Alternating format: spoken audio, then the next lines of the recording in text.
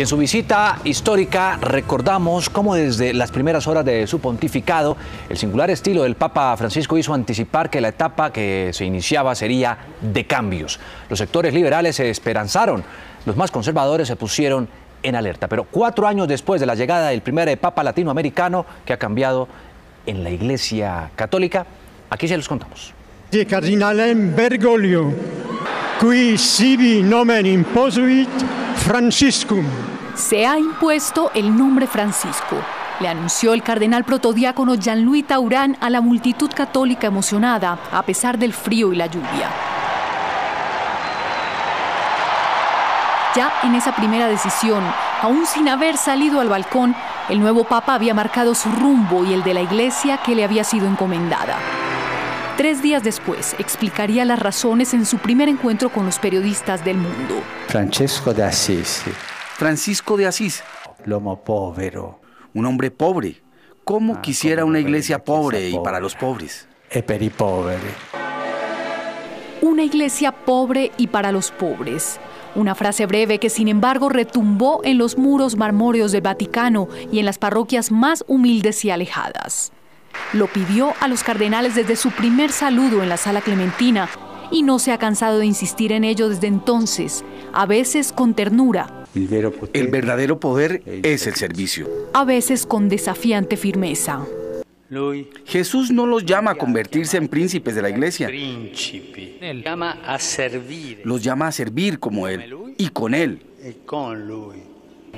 Ese es el perfil que Francisco quiere para sus pastores, pastores que huelan a oveja. Quiero lío en las diócesis, que la iglesia salga a la calle.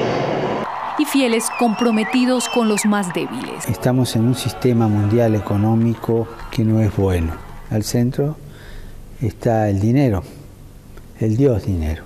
Hay una cultura del descarte. Los gestos del Papa argentino, su apuesta por la austeridad, por los pobres y su enfoque misericordioso en vez de censurador, mostraron que había una revolución en marcha. Los sectores más conservadores temen que esté en riesgo la doctrina y por eso Francisco enfrenta resistencias al interior de la curia romana. Pero el tiempo ha venido mostrando que la prioridad del Papa no es cambiar el dogma, sino la forma de vivirlo y de anunciarlo.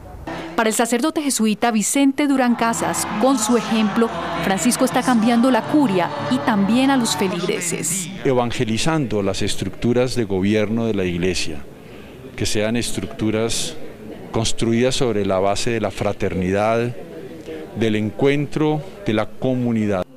Néstor Pongutá, un periodista que ha seguido muy de cerca el pontificado de Francisco, asegura que la clave está en la coherencia. Francisco es un hombre coherente. Y esa coherencia es la que ha permitido también ir avanzando en la iglesia, no con reformas superfluas, con la reforma de la curia romana, con la iglesia pobre para los pobres, una iglesia donde los últimos son los primeros. Eso molesta también dentro del Vaticano.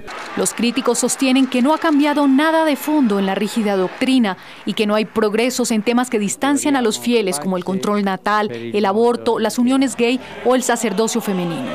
Francisco lo que ha promovido es otra mirada. Es no más flexible, es más humano, más misericordioso. Y él también lo dice, además, ¿quién soy yo para estar juzgando a todos si yo también soy un pecador? Volver a las fuentes de la Iglesia, que es el Evangelio, el acercamiento a Dios de personas que están lejos, que lo sienten lejos y que Él quiere acercar.